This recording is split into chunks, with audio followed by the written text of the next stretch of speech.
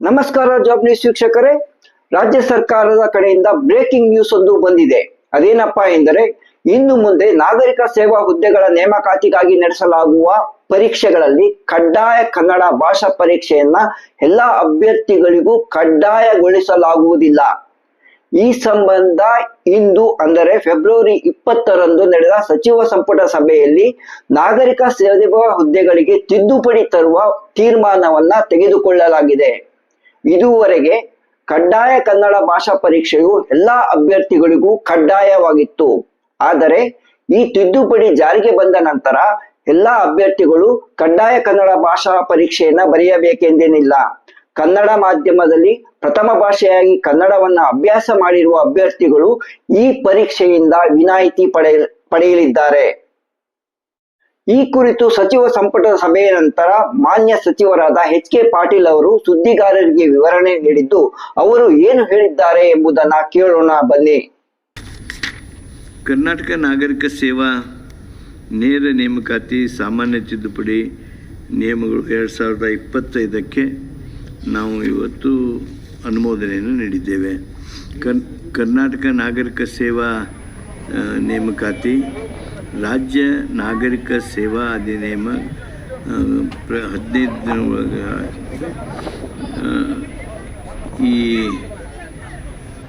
KPSC ಒಳಗೆ ಕೆಲವೊಂದು ಅರ್ಹ ವಿದ್ಯಾರ್ಥಿಗಳಿಗೆ ಅಂದರೆ ತತ್ಸಮಾನ SSLC ಮತ್ತು ತತ್ಸಮಾನ ವಿದ್ಯಾರ್ಥಿಗಳ ಪರೀಕ್ಷೆಗಳಲ್ಲಿ ಕನ್ನಡ ಭಾಷೆಯನ್ನು ಪ್ರಥಮ ಅಥವಾ ದ್ವಿತೀಯ ಭಾಷೆಯಾಗಿ ಅಭ್ಯಾಸಿಸಿರುವ ಮತ್ತು ಸದರಿ ವಿದ್ಯಾಭ್ಯಾಸವನ್ನು ಕನ್ನಡ ಮಾಧ್ಯಮದಲ್ಲಿ ಮಾಡಿರುವ ಮತ್ತು ಈ ಹಿಂದೆ ಕರ್ನಾಟಕ ಲೋಕಸೇವಾ ಆಯೋಗ ಮತ್ತು ಇತರ ಆಯ್ಕೆ ಪ್ರಾಧಿಕಾರಗಳು ನಡೆಸಿರುವ ಕನ್ನಡ ಭಾಷಾ ಪರೀಕ್ಷೆಯಲ್ಲಿ ತೇರ್ಗಡೆಯಾಗಿರುವ ಅಭ್ಯರ್ಥಿಗಳಿಗೆ ಸದರಿ ಪರೀಕ್ಷೆಯಿಂದ ವಿನಾಯಿತಿ ನೀಡಲು ಪ್ರಸ್ತಾಪಿಸಲಾಗಿತ್ತು. ಅದನ್ನು ಸಚಿವ ಸಂಪುಟ ಒಪ್ಪಿಕೊಂಡಿದೆ.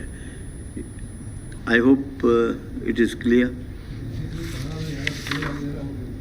ಸ್ನೇಹಿತರೆ, ಇಂದು ನಡೆದ ಸಚಿವ ಸಂಪುಟ ಸಭೆಯಲ್ಲಿ ಸ್ಪಷ್ಟವಾಗಿ ಏನೆಂದು ತೀರ್ಮಾನ ಆಗಿದೆ ಎಂಬುದನ್ನ ಈಗ ನೋಡೋಣ. ಕನ್ನಡ ಮಾಧ್ಯಮ ಮತ್ತು ಕನ್ನಡ ಪರೀಕ್ಷೆ ಪಾಸ್ ಆದವರಿಗೆ ಸ್ಪರ್ಧಾತ್ಮಕ ಪರೀಕ್ಷೆಗಳಲ್ಲಿ ಕನ್ನಡ ಕಡ್ಡಾಯವಿಲ್ಲ ಅಂತ ಈ ತೀರ್ಮಾನವನ್ನ ಪ್ರಕಟಿಸಲಾಗಿದೆ.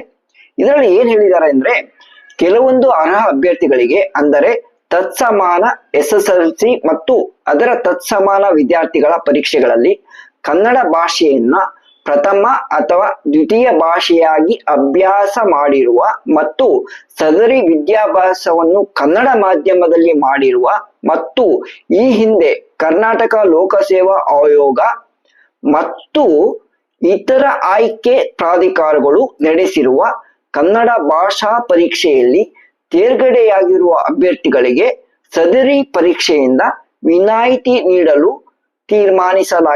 ಪ್ರಸ್ತಾಪಿಸಲಾಗಿದೆ ಅಂತ ಹೇಳಿದ್ದಾರೆ. ಸ್ನೇಹಿತರೆ, ಇದಕ್ಕೋಸ್ಕರ ಕರ್ನಾಟಕ ನಾಗರಿಕ ಸೇವಾ ನೇರ ನೇಮಕಾತಿ ಸಾಮಾನ್ಯ 3ನೇ ತಿದ್ದುಪಡಿ ನಿಯಮಗಳು 2025 ಅಂತ ತಿದ್ದುಪಡಿ ನಿಯಮವನ್ನ ಮಾಡಲಾಗಿದೆ. ಕರ್ನಾಟಕ ರಾಜ್ಯ ನಾಗರಿಕ ಸೇವಾ ಅಧಿನಿಯಮ 1978ರ ಕಲಂ 3 ಮತ್ತು 8ರ ಅನುಸಾರ ಈ ತೀರ್ಮಾನವನ್ನ ಕರ್ನಾಟಕದ ರಾಜ್ಯ ಪತ್ರದಲ್ಲಿ ಪ್ರಕಟಿಸಿ ತರುವಾಯ 15 ದಿನ ಆಕ್ಷೇಪಣೆ ಸಲ್ಲಿಸಲು ಅವಕಾಶ ನೀಡಲಾಗುತ್ತದೆ. ಯಾವುದೇ ಆಕ್ಷೇಪಣೆ ಬಾರದೇ ಇದ್ದಲ್ಲಿ ಅಥವಾ ಯಾವುದೋ ಸಣ್ಣ ಪುಟ್ಟ ಆಕ್ಷೇಪಣೆ ಸಲ್ಲಿಕೆಯಾದಲ್ಲಿ ಸಣ್ಣ ಪುಟ್ಟ ತಿದ್ದುಪಡಿ ಮಾಡಲು ಕೂಡ ಅವಕಾಶ ಇರ್ತದೆ. ಅದನ್ನ ಮಾಡಿ ಈ ನಿಯಮವನ್ನ ಜಾರಿಗೆ ತರಲಾಗುತ್ತದೆ. ಅದೇ ಅಧಿಸೂಚನೆಯಾಗಿ ಪ್ರಕಟವಾಗುತ್ತದೆ. ಈ ಪುನಃ ಸಚಿವ ಸಂಪುಟದ ಅನುಮೋದನೆಗಾಗಿ ಮಂಡಿಸದೆ ಸದರಿ ಕರಡು ನಿಯಮಗಳನ್ನು ಅಂತಿಮವಾಗಿ ಹೊರಡಿಸಲು ಸಚಿವ ಸಂಪುಟ ಅನುಮೋದನೆ ನೀಡಿದೆ ಅಂತ ಹೇಳ್ಬಿಟ್ಟು, ಹೀಗಾಗಿ ರಾಜ್ಯ ಸಚಿವ ಸಂಪುಟ ತೀರ್ಮಾನ ತೆಗೆದುಕೊಂಡಿದ್ದರಿಂದ ಇದು ಈ ತಕ್ಷಣದಿಂದಲೇ ಜಾರಿಗೆ ಬರಲಿದೆ. ಮುಂದೆ ನಡೆಯುವ ಕರ್ನಾಟಕ ಲೋಕಸೇವಾ ನಡೆಸುವ ಯಾವುದೇ ಪರೀಕ್ಷೆಗಳಲ್ಲಿ ನಾಗರಿಕ ಸೇವಾ ಹುದ್ದೆಗಳ ನೇಮಕಾತಿಗಾಗಿ ನಡೆಸಲಾಗುವ ಪರೀಕ್ಷೆಗಳಲ್ಲಿ ಈ ತಿದ್ದುಪಡಿಯನ್ನ ಜಾರಿಗೆ ತರಲಾಗುತ್ತದೆ. ಸ್ನೇಹಿತರೆ, ನಿಮಗೆ ತಿಳಿದಿರುವಂತೆ 2021ರಲ್ಲಿ ರಾಜ್ಯ ಸರ್ಕಾರವು ನಾಗರಿಕ ಸೇವಾ ಹುದ್ದೆಗಳಿಗೆ ನೇಮಕ ಮಾಡಿಕೊಳ್ಳುವಾಗ ನಡೆಸಲಾಗುವ ಪರೀಕ್ಷೆ ಸಂದರ್ಭದಲ್ಲಿ ಎಲ್ಲಾ ಅಭ್ಯರ್ಥಿಗಳಿಗೂ ಕಡ್ಡಾಯ ಕನ್ನಡ ಭಾಷಾ ಪರೀಕ್ಷೆಯನ್ನ ಕಡ್ಡಾಯಗೊಳಿಸಿತ್ತು. ಇದರಲ್ಲಿ ಅರ್ಹತೆ ಪಡೆದ ಅಭ್ಯರ್ಥಿಗಳನ್ನ ಮಾತ್ರ ನೇಮಕಾತಿಗೆ ಪರಿಗಣಿಸಲಾಗುತ್ತಿತ್ತು. ಈಗ ಈ ನೇಮಕಾತಿ ನಿಯಮಕ್ಕೆ ಮತ್ತೆ ತಿದ್ದುಪಡಿ ತರಲು ರಾಜ್ಯ ಸರ್ಕಾರ ನಿರ್ಧಾರ ಮಾಡಿದೆ. 2021ಕ್ಕಿಂತ ಮೊದಲು ಯಾವ ರೀತಿಯಲ್ಲಿ ಕನ್ನಡ ಮಾಧ್ಯಮದಲ್ಲಿ ಓದಿದ ಅಭ್ಯರ್ಥಿಗಳಿಗೆ ವಿನಾಯಿತಿ ನೀಡಲಾಗುತ್ತಿತ್ತೋ ಅದೇ ರೀತಿಯಾಗಿ ಈ ಕಡ್ಡಾಯ ಕನ್ನಡ ಭಾಷಾ ಪರೀಕ್ಷೆಯಿಂದ ವಿನಾಯಿತಿ ನೀಡುವ ತೀರ್ಮಾನವನ್ನ ರಾಜ್ಯ ಸರ್ಕಾರ ತೆಗೆದುಕೊಂಡಿದೆ. SSLC ಅಥವಾ ಅದಕ್ಕೆ ತತ್ಸಮಾನವೆಂದು ಘೋಷಿಸಲ್ಪಟ್ಟ ಯಾವುದೇ ಪರೀಕ್ಷೆಯಲ್ಲಿ ಅಥವಾ ಮಾಧ್ಯಮದಲ್ಲಿ ವ್ಯಾಸಂಗ ಮಾಡಿ ತೇರ್ಗಡೆಯಾಗಿದ್ದರೆ ಅಥವಾ ಲೋಕಸೇವಾ ಆಯೋಗದಿಂದ ಅಥವಾ ಇನ್ನಿತರ ನೇಮಕಾತಿ ಪ್ರಾಧಿಕಾರಗಳಿಂದ ಈ ಹಿಂದೆ ನಡೆಸಲ್ಪಟ್ಟ ಕಡ್ಡಾಯ ಕನ್ನಡ ಭಾಷಾ ಪರೀಕ್ಷೆಯಲ್ಲಿ ಅರ್ಹತೆ ಪಡೆದಿದ್ದರೆ ಕನ್ನಡ ಭಾಷಾ ಪರೀಕ್ಷೆ ತೇರ್ಗಡೆ ಹೊಂದುವ ಬಗ್ಗೆ ವಿನಾಯಿತಿ ನೀಡಲಾಗುವುದು ಎಂದು ಈ ತೀರ್ಮಾನವನ್ನ ಸಚಿವ ಸಂಪುಟವು ತೆಗೆದುಕೊಂಡಿದೆ. ಹಿಂದಿನಂತೆ ಕಡ್ಡಾಯ ಕನ್ನಡ ಭಾಷಾ ಪರೀಕ್ಷೆಯು 150 ಅಂಕಗಳಿಗೆ ನಡೆಯಲಿದೆ. ಇದರಲ್ಲಿ 50 ಅಂಕಗಳನ್ನ ಪಡೆದವರು ಮಾತ್ರ ನೇಮಕಾತಿಗೆ ಅರ್ಹತೆ ಪಡೆಯುತ್ತಾರೆ. ಯಾರು ಈ ಕಡ್ಡಾಯ ಕನ್ನಡ ಭಾಷಾ ಪರೀಕ್ಷೆಯ ಅವಶ್ಯಕತೆ ಇರ್ತದೋ ಅವರು ಮಾತ್ರ ಇನ್ನು ಮುಂದೆ ಪರೀಕ್ಷೆ ಬರೆಯಬೇಕಾಗುತ್ತದೆ.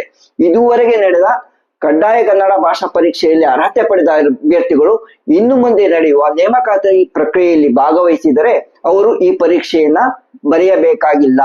ಕೇವಲ KPSCಯಲ್ಲಿ ನಡೆಯುವ ನೇಮಕಾತಿ ಸಂದರ್ಭದಲ್ಲಿ ಅಲ್ಲಿ KPSC ನಡೆಸಿದ್ದ ಭಾಷಾ ಪರೀಕ್ಷೆಯಲ್ಲಿ ಅರ್ಹತೆ ಪಡೆದಿರಬೇಕೆಂದೇನಿಲ್ಲ. ಕರ್ನಾಟಕ ಪರೀಕ್ಷಾ ಪ್ರಾಧಿಕಾರ ನಡೆಸಿದ್ದ ಕಡ್ಡಾಯ ಕನ್ನಡ ಭಾಷಾ ಪರೀಕ್ಷೆಯಲ್ಲಿ ಅರ್ಹತೆ ಪಡೆದ ಅಭ್ಯರ್ಥಿಗಳು ಕೂಡ KPSCಯಲ್ಲಿ ಮತ್ತೆ ಪರೀಕ್ಷೆ ಬರೆಯಬೇಕಾಗಿಲ್ಲ ಎಂಬುದನ್ನ ಇಂದು ನಡೆದ ಸಚಿವ ಸಂಪುಟದ ಸಭೆಯಲ್ಲಿ ತೀರ್ಮಾನ ತೆಗೆದುಕೊಳ್ಳಲಾಗಿದ್ದು, ಇದು ನಿಯಮವಾಗಿ ಸದ್ಯವೇ ಪ್ರಕಟವಾಗಲಿದೆ. ಒಟ್ಟಾರೆಯಾಗಿ ಕನ್ನಡ ಮಾಧ್ಯಮದಲ್ಲಿ ಓದಿದ ಅಭ್ಯರ್ಥಿಗಳಿಗೆ ಕಡ್ಡಾಯ ಕನ್ನಡ ಭಾಷಾ ಪರೀಕ್ಷೆಯನ್ನು ಬರೆಯುವ ಕಿರಿಕಿರಿಯೊಂದು ರಾಜ್ಯ ಸರ್ಕಾರದ ಈ ತೀರ್ಮಾನದಿಂದಾಗಿ ತಪ್ಪಿದಂತಾಗಿದೆ. ಈ ಮಾಹಿತಿಯೊಂದಿಗೆ ಈ ವಿಡಿಯೋನ ಇಲ್ಲಿಗೆ ಮುಗಿಸುತ್ತಿದ್ದೇನೆ. ಉದ್ಯೋಗ ಜಗತ್ತಿನ ಮತ್ತಷ್ಟು ಸುದ್ದಿಗಳೊಂದಿಗೆ ನಿಮ್ಮನ್ನು ಮತ್ತೆ ಭೇಟಿಯಾಗುತ್ತೇನೆ. ಅಲ್ಲಿಯವರೆಗೆ ನಮಸ್ಕಾರ.